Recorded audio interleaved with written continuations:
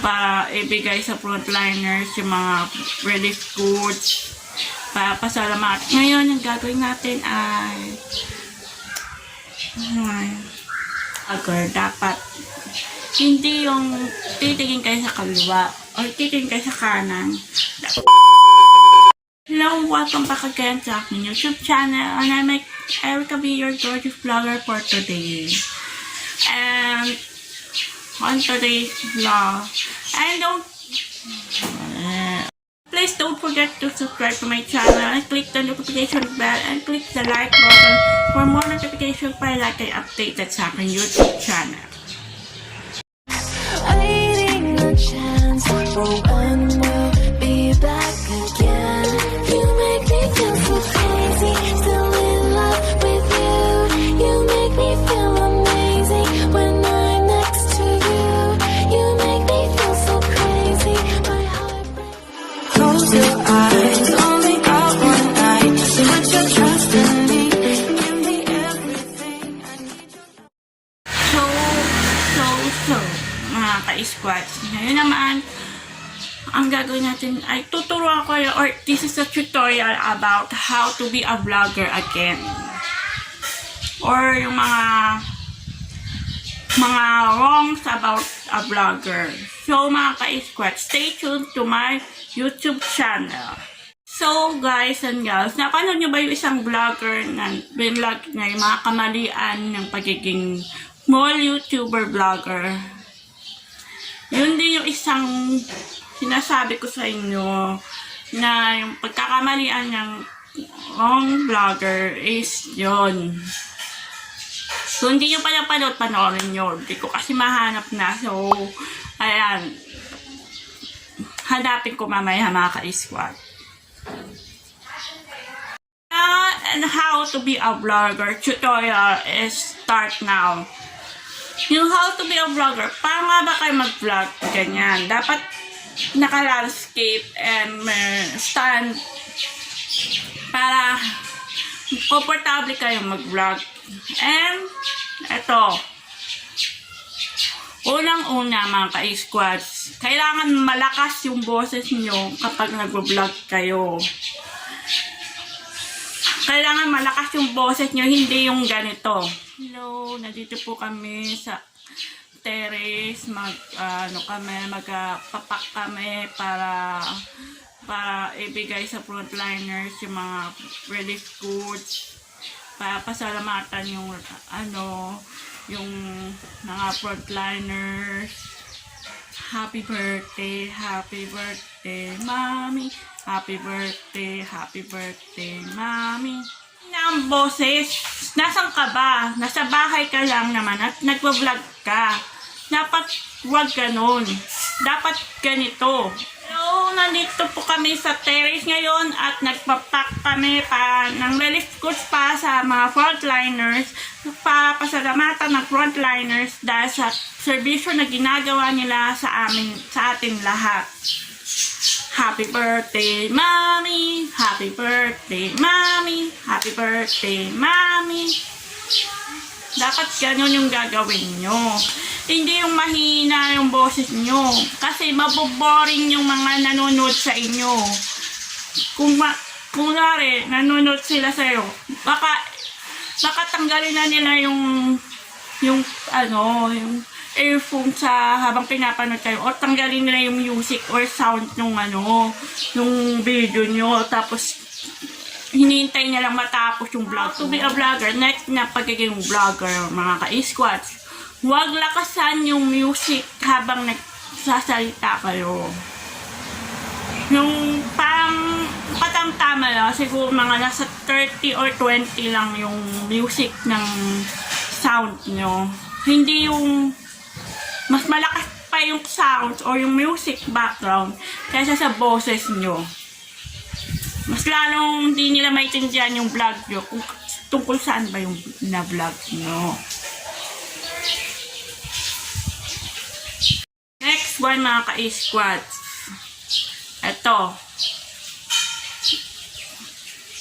Dapat, kung isa kang small YouTuber, at hindi na napansin yung message nyo, or yung kunwari, yung message mo na ako rin paano rin ako pag ganun din ako. Pero, hindi niya napansin, hindi niya nabasa. So, anong gagawin? Magagalit ka dun sa taong yon. Kasalanan ba niya na hindi niya na nabasa? Sa dami na ng message ng natabunan na yung message mo. Tapos magagalit ka. Tapos ibablock mo siya sa Facebook. Ano yun? Dapat give and take kayo. Kapag kung hindi nabasa yung message mo, hindi mag-message ka ulit o i-PM mo siya na ako rin sis, ganun. Hindi yung basta-basta na lang. Hindi yung basta-basta na lang magagalit kayo, ibablock nyo yung tao. Anong ginawa niya kasalanan sa'yo? Di ba wala? Nagtanong naman siya ng ilang ulit na ganun. Pero anong ginawa niyo?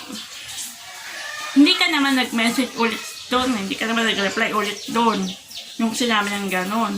So, ang ginawa niya, nag-send na lang siya ng list ng mga nag-reply sa kanya. Ikaw, hindi ka naman nag-reply. So, magagalit ka na lang basta-basta. Pero, dapat hindi ganun. Give and take.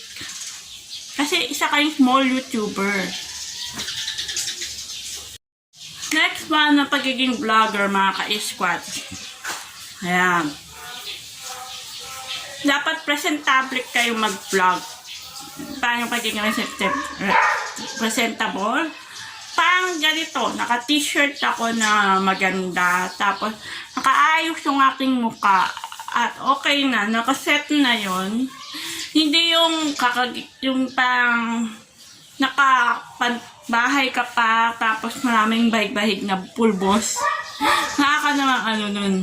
Kakatawa nun. So, dapat presentable ka talaga habang nagvo-vlog para maganahan yung manonood sa'yo. Mga ka-squad, ito nga. Yung ulitin ko lang yung sinabi ng isang vlogger, yung dead air, tama. Yung pagkakamali ko konti, pero naayos ko na. Yung dead air kasi mga ka-squad, yung parang kung mag-stop kayo, nakalimutan niya na isasabihin niyo sa vlog. Tapos, saka nyo gagano kayo na naalala nyo na yung sasabihin nyo sa vlog. So, parang ganito yan. Hello, squads, and welcome back again sa aking YouTube channel. And ngayon, ang gagawin natin